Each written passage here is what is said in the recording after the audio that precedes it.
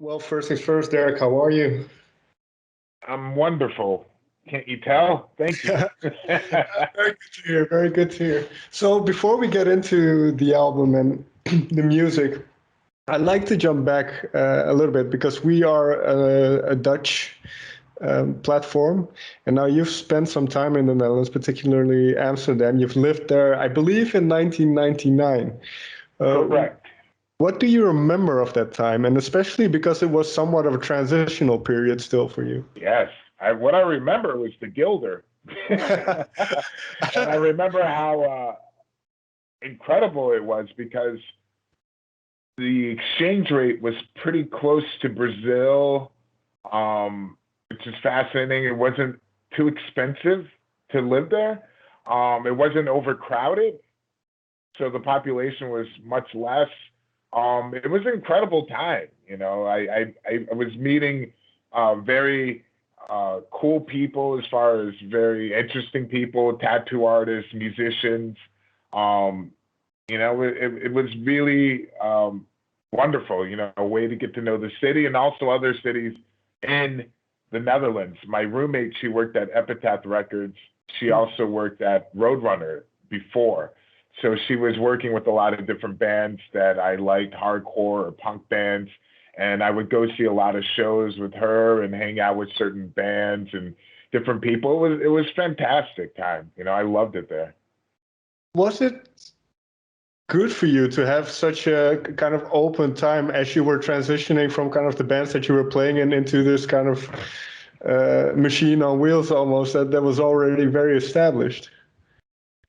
Yeah, I mean, I think it was perfect timing. I realized that I really wanted that opportunity to play with people who were in a realm of professionalism where they were doing big shows and playing for all over the world. So it was really my chance and opportunity. So I've been working so long, as far as starting at the age of 14, 15, going to shows, playing in bands, sleeping on couches and floors and driving vans and incredible situations. And I'd gone through a lot of that. So I was really amped and ready to go once I joined the band and they accepted me into the band. And I just saw the opportunity as something that I didn't want to blow or to screw up. Did you feel pressure? Because I imagine you did. I did, but it wasn't the pressure that you imagine that, with technology and the internet, where you could feel a lot of crazy stress from all these comments and things like that, because it didn't really exist so much yet. Everybody didn't have a computer. I didn't at that time. But it was really hard to gauge how much pressure and things were coming down, because I couldn't really feel it. I was really absorbed in what was happening at the moment. Like, I was in this new band, new situation. I had to perform and remember songs and write songs. That was the only thing that was really on my mind. I was like, all that other stuff kind of came once I moved to Brazil and I started to see the impact that the band had with everyone knowing them. And also from touring, just getting a better grasp of like, wow, this band is bigger than I possibly could have imagined. And very quickly, going back to when you were 14, and you mentioned kind of that whole ordeal of being a musician, sleeping on couches and then doing the grind. So what instilled that passion into you? Just the love of the music. I mean, it really started with going to shows and feeling that that adrenaline being at a show, from a band playing and people feeling so moved that they're jumping around, moshing or stage diving. I thought it was fascinating that music could drive people to that degree of, where they're physically moving around. And I thought that was so cool. And I wanted to really be a part of it. I really felt a connection because it was very underground. It was very eclectic. And I felt that I didn't really fit in with all the typical things that were going on in my high school or around me. So I felt, a kinship to that scene, all these different people with all their different backgrounds. That's how a show was. You got to meet all these different people that were a fan of this extreme style of music.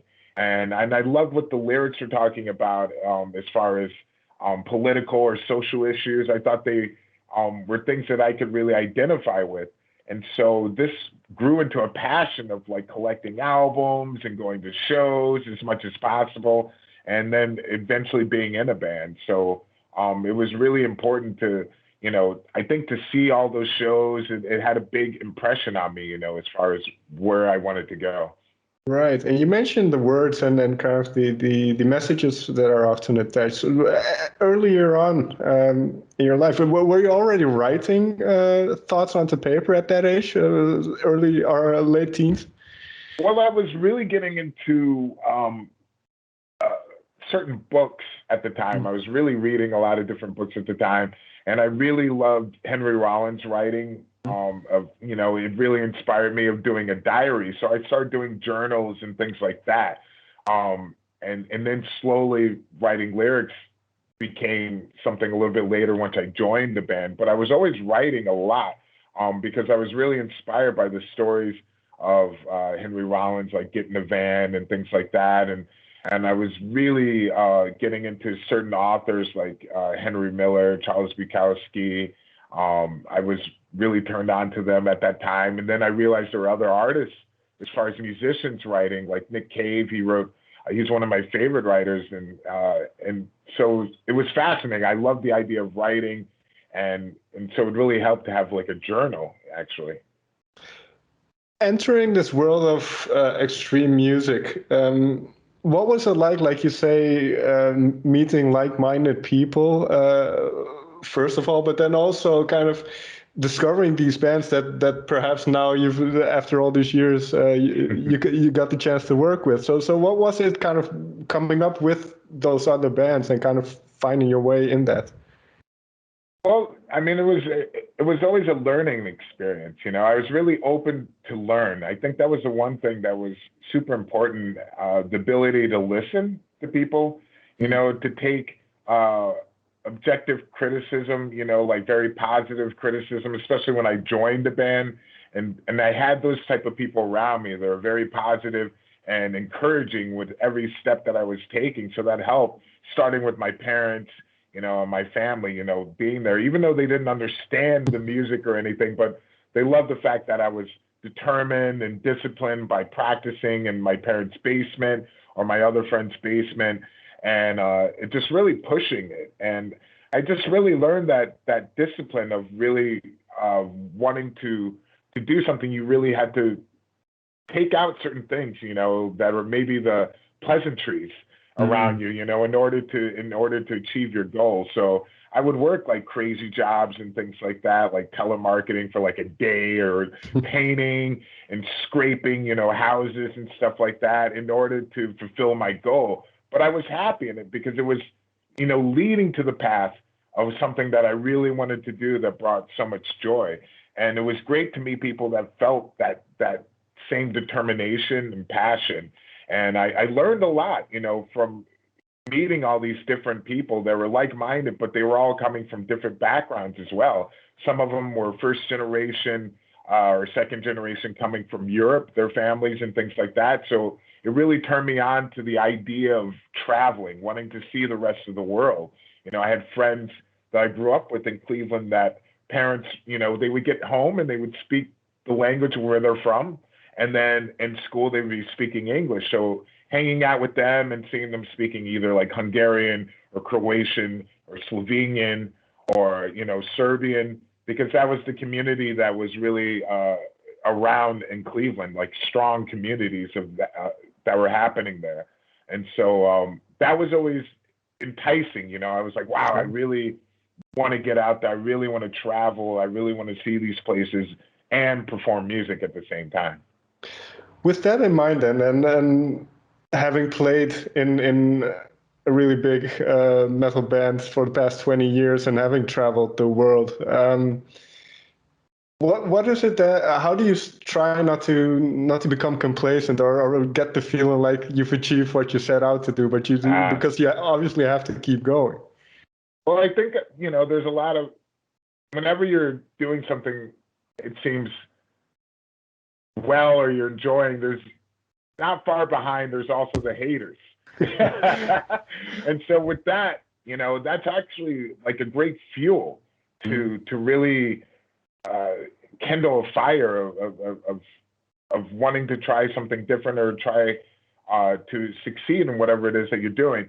So I think with meeting Sepultura and those guys, they really they were on the same page as far as like never wanting to do the same thing we've already done before. And that's what I really liked about Sepultura before joining it. Like the album covers, the artwork, the sound of the albums change each album. And I think as an artist, this is important to really step outside of your box, not to feel comfortable all the time, but to really challenge yourself and even have that fear or not knowing what's going to happen and just taking those chances. And that's what I loved about music and certain artists that did that. I admire that. So I wanted to continue to do that. And I think we've always done that with Sepultura. You know, we've always tried new things, tried different artists or artworks. We always like to change it up and really step out of that comfort zone, which is really important as an artist to grow. And I believe that we're able to do that many times.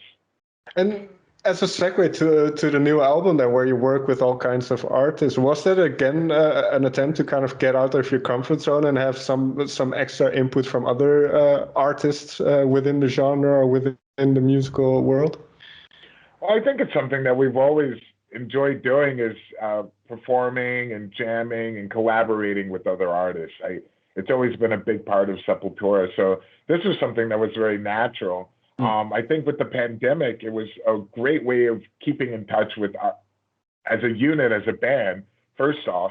And then, you know, it was definitely grew into connecting with fans and keeping that connection, and it became something to look forward to, you know, once a week for all of us. And I think for fans as well. Very quickly before we move to the album, you mentioned that it was kind of this, making this album felt like a good thing to do, just to connect with the fans, but also for yourselves to have something to look forward to every week. Was that something you needed, or were you happy with kind of a little bit of downtime? No, I mean, we definitely needed that connection. I mean, the downtime ended up being something pretty nice. I would prefer less downtime. Right. But I think it was something that, you know, of course, like timing and everything, it would have been nice to have that downtime at the end of a touring cycle. But, you know, it's happening all around the world. It was really out of our control. So it was pointless to get so stressed out about it, because there was really nothing we could do. But with the time, you know, I believe that we really made the best of it, you know, and so it was something I think that we did need. You know, we needed definitely as a band to stay together. That's one of the main ingredients, is having connection, and keeping that connection going with your bandmates. So this was definitely necessary. Right. And now you, as a band, released an album last year as well, Quadra. So what were there things that were on your mind that you wanted to talk about within this new batch of songs? Because I can imagine a lot of that went into the previous album as well. Yeah, I know. It seems almost like a dream, you know.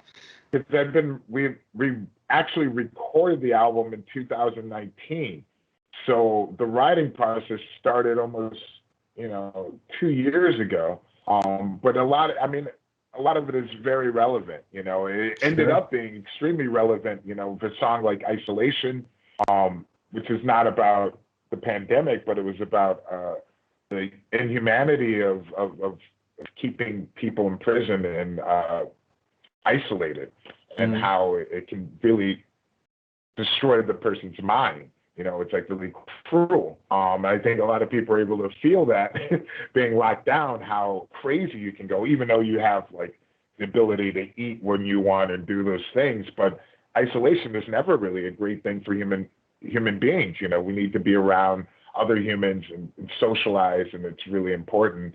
It talked about depression on the album of Quadra. A lot of people were suffering from that, from being locked down as well, and how important it is to really talk about that. And there's so many different things that are out there now where people can talk about their depression.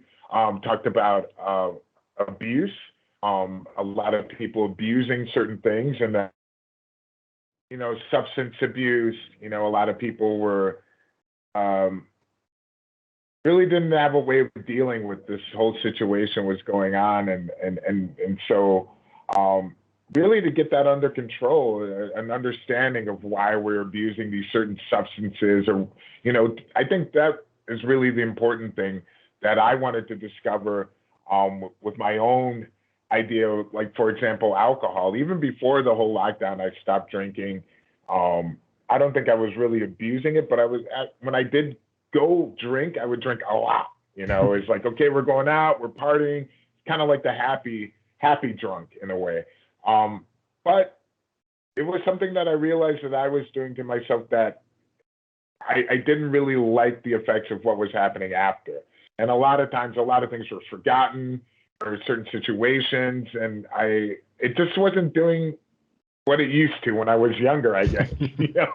I just wasn't feeling as great or able to deal with it, anymore. I was just like, what? It's better just to stop altogether. I feel 100 times better. My body was just like, what were you doing? I have like a normal digestive system, and I've saved quite a bit of money. But I mean, as an artist or musician, you're not really paying for drinks too often. But I mean, it radically changed my demeanor as far as mentally. I wasn't depressed, like after drinking, there's this depression that can set in. And as I was getting older, it was just getting worse. There was nothing really good about it. There was no upsides except for, like, I love the taste, and yeah. Right. But I mean, it was like, there's so many positives from not drinking, and it was something that I had to come to that realization. And luckily I was able to do that. Andreas also stopped, our guitarist, drinking, and I hadn't even talked to him about the whole thing. It was just something that we decided on our own separately. And it's just been beneficial, like the people around us are just like, wow, actually you look better and you just seem happier, and it's definitely the case. So I realized, a lot of times during this lockdown, there was always people pointing fingers at other people and online and things like that. Sure. And they were never taking responsibility for themselves. And a song like I Am the Enemy was like tough to write, but it was just like, hey, you got to take that look at yourself a lot of times, where you are your worst enemy, and a lot of the bad things that are happening to you is because of yourself. So a lot of times I think people find that hard to dig deep and to do that. And I think it's really important. And it's something that I wanted to write about, and that's something that's also on the album. Along with Guardians of Earth, is about the indigenous people in Brazil, or in the Amazon in general, that I was really started to pay more attention to, because being in the lockdown, I started following a certain site. It was Amazon Frontlines, and it was inspirational in the writing process. And it ended up working together in a way after putting everything to paper, contacting them out of the blue. I was like, maybe they would love to be a part of the video process, and we can help spread the word, because I was completely inspired by them. And once they heard the song, they're like, this is about us. Like, they really understood that connection. And that was something that was really cool that happened, and that ended up being on the album and doing a video. But that inspiration started with, writing the lyrics and seeing. Right.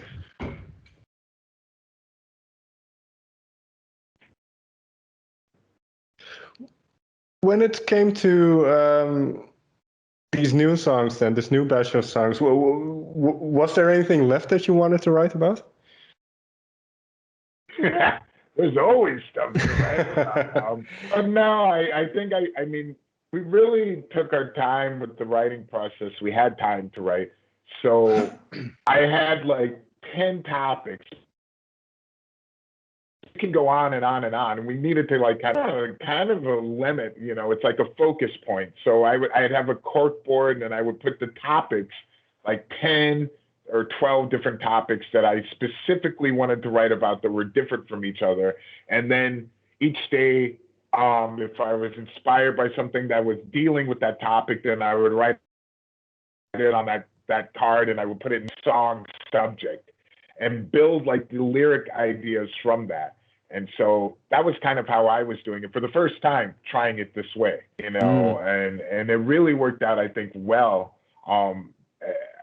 I just felt, you know, that we had this time and to really think about it. It helped a lot seeing that every day, waking up, experiencing it, like, oh yeah, like really having it on my mind and having it very in my face. So that was a different approach that I took with this album and the writing process. Right. And now, when it's well, I don't know how to phrase this one entirely, but when it comes to the music, then does that influence you when you hear the music, or when you're working on the music as a band? Does that kind of and it could be the other way around, I suppose, as well, where certain lyrics would inspire certain bits of music? No, it was really, I mean, the music definitely speaks to me. When Andreas and Eloy get together and they send tracks to me, I have the chance to put my headphones on and take a walk. Just walk around and do like a hike or whatever. And it's inspiring. And there were certain songs, like, again, Gardens of Earth, it spoke to me. I was like, man, this sounds so, it reminds me of indigenous people, the fight that's happening all over in South America. And those Brazilian elements, those roots and the elements of the song, you know, the sound, it definitely had the influence of writing the song or thinking of a topic. But it's great like that, you know, it's very inspirational. I definitely love hearing the music, and normally that's how I end up deciding what subject to write about after hearing the music. It's like, oh, it feels like this is a fighting song, you know, about, you know, kicking ass or something, you know. And I just communicate that to Andreas and to everyone, you know, this is what I felt from what I heard. And a lot of times it's really clicks. It's funny, like, especially like verses and choruses.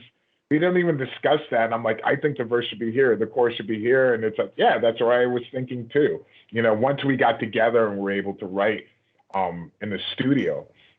So it's funny, after playing so many years together, we really have a better understanding in the writing process. And I think, you know, especially working with Eloy, this is his third album, you know, we're well ingrained with each other about where we should go and how we should do it.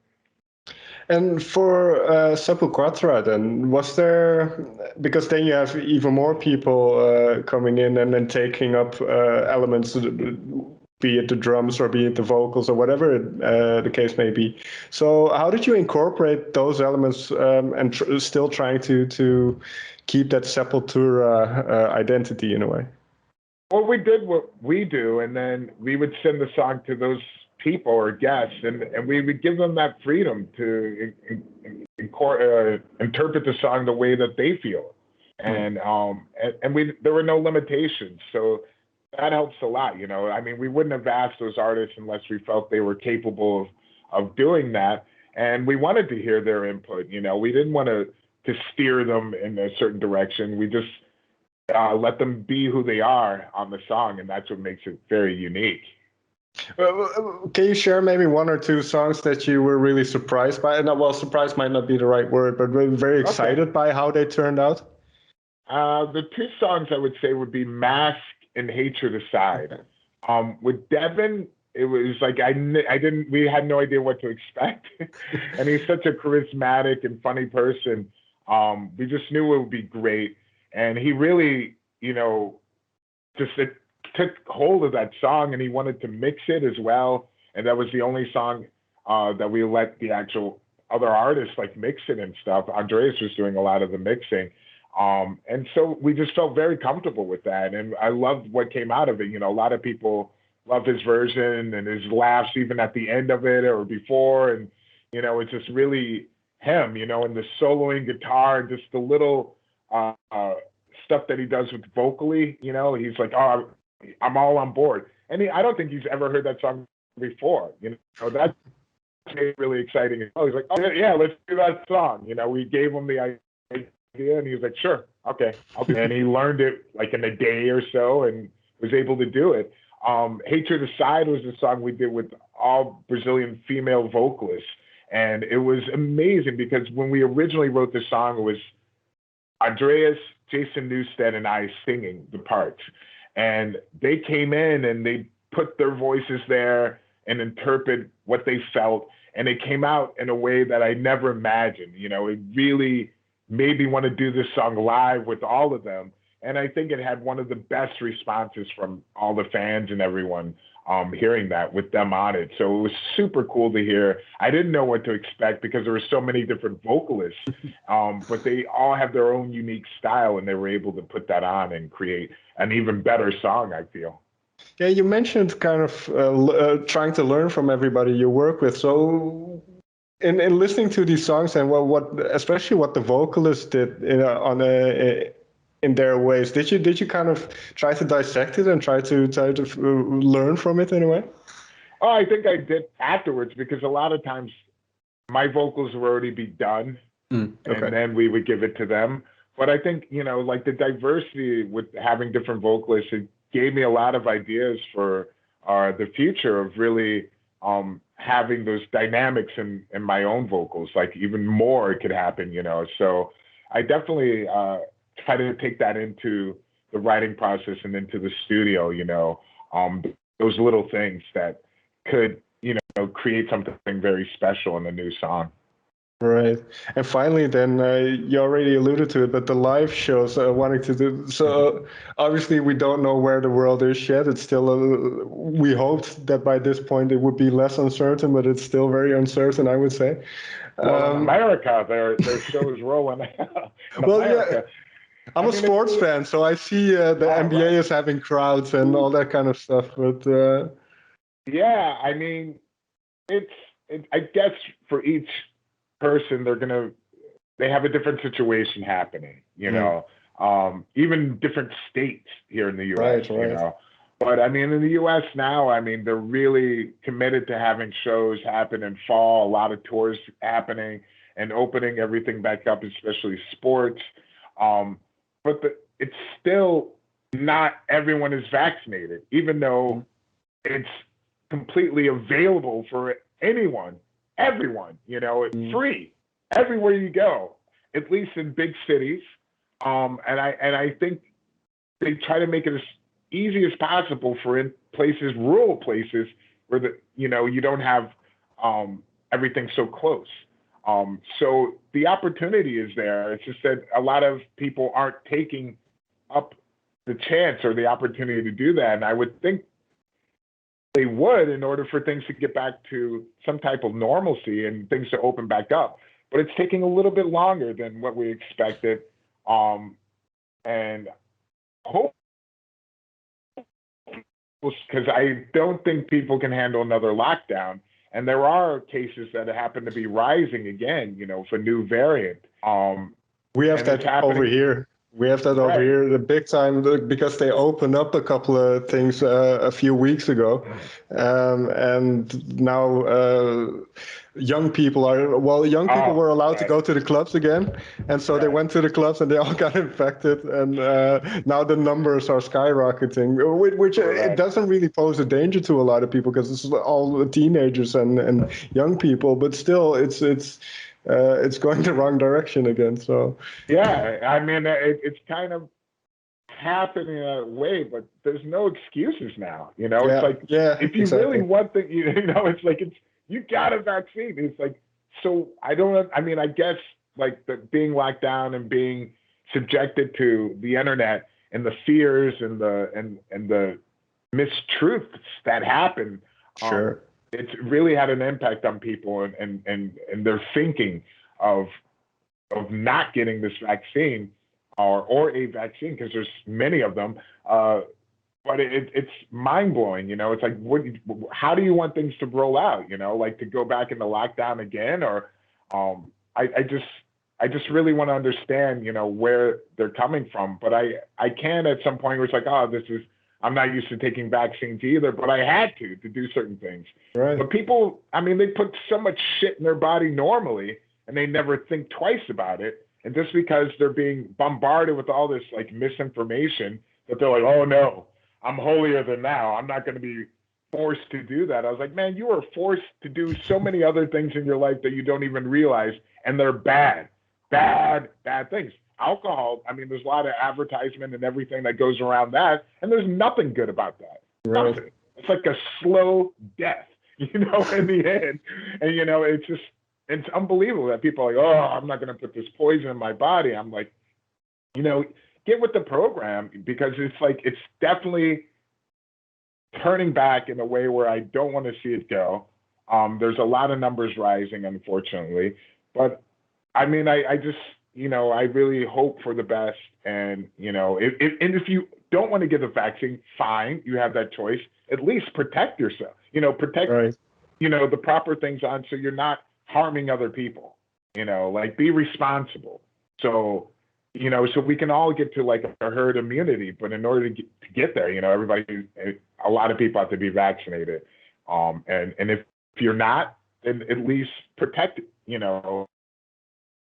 wear proper stuff and don't infect other people. If you do get it, and you're like, oh, I got it, I don't give a shit. Well, you should give it. I mean, right. It's like, if you want things to go back to normal, at least protect yourself, or get the vaccine. Right. Well, I couldn't agree more. And I think the point that you made, that people are stuck at home and just going on the internet and social media, filling their heads with nonsense. I mean, that's something we have to deal with for the last over 5 years now. I would imagine kind of the upscaling of how social media works and that kind of stuff. But hopefully we can move towards some common sense, and then some. Well, we'll see where we end up. But one last question then. How much do you miss being on stage then? I miss it tremendously. But again, I took all the positives from being locked down. There's other things I enjoy doing besides music. Okay. But I really miss that connection of people, playing for people and receiving that energy. It's like I really miss that vibe. I miss my bandmates. I miss other artists and musicians, seeing shows tremendously. But I believe we're going to get back to that, soon enough. But I definitely miss all that. It's been way too long now, and I'm just getting really eager to play again, especially since there's so many shows that are going to be happening in the next few months here. I just hope things just keep going in a positive direction, and right. in a way where more people get vaccinated, and that herd immunity is built up. So I'm staying very positive, but I definitely miss those aspects of interaction with other people. What would be the first band you would want to go see as soon as it is possible? Well, I'm gonna see this band called Turnstile. They're a young band, hardcore band. They're fantastic. They just put out a new EP, and I'm such a big fan, and I can't wait to see them live. I've never seen them live. I've just seen videos and stuff, and so I'm really eager. And a lot of times I don't get to see bands that I want to see, even though I'm on the road playing festivals and stuff. But it's timing, and I don't get to see everything I want to see. So I got I got to get a calendar in order to figure out all the shows that I want to see, because I'm such a fan, of music. So I love being in the audience, right by the soundboard, in the crowd, listening to the whole show from beginning to the end, watching. I learn a lot from that, but it's inspiring, to see other artists do well, and being in the crowd and having that feeling, I can't wait. Yeah, it's. I think there's a hunger amongst people for live shows. So let's hope that we get to enjoy that very soon. Then, Derrick, thank you so much for taking the time to talk with me. Right on, Robin. Thank you. And I wish you the best. I hope you, like I said, I hope you get to play. I hope you get to see your bandmates very soon. Well, very quickly, out of my own interest, what made you move back to LA? Wow, I really missed a lot of things about the U.S. It's difficult to live in Sao Paulo. It's a crazy big city, right. Over 20 million people. There's a lot going on, man.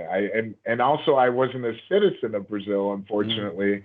And I miss my family and friends in the U.S. It'd been a long time, and there's a lot of different opportunities here in the U.S. You know, I want to work on voiceover work, and things like that. So it's more feasible in the U.S. to do that. And yeah, again, it's just change is good. You know, I needed that change. Yeah, fair enough. I just moved away from Amsterdam. I had a similar thing.